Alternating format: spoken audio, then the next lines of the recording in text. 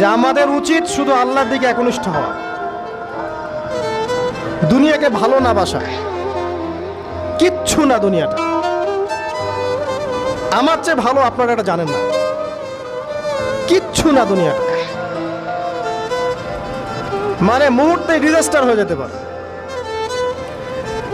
আর যাদেরকে নিয়ে এই দুনিয়া, আমাদের মা বাবা ভাই বোন আত্মীয় স্বজন স্ত্রী সন্তান, এরা সবাই যে যার হক চাচ্ছে, তাদের হক দিয়ে দেন, আপনি খুব ভালো। দিতে পারবেন না, আপনি ভালো। সারাটা জীবন করতে থাকেন, দেখবেন একদিন দিতে পারেন নাই, সে আপনাকে চিনবে না। নবী সাল্লাল্লাহু আলাইহি ওয়াসাল্লাম বলেন এই কথাগুলো, জাহান্নামে যাওয়ার কারণ এগুলো উল্লেখ করেন নাই? কিসের আত্মীয় আর কিসের আপনজন আর কিসের অফিসের বস আর কিসের কি, সবাই সবার স্বার্থ নিয়ে পড়ে আছে। শুধু একজন সত্তা আপনার কাছে স্বার্থ চায় না, সে কে? আল্লাহ পাক।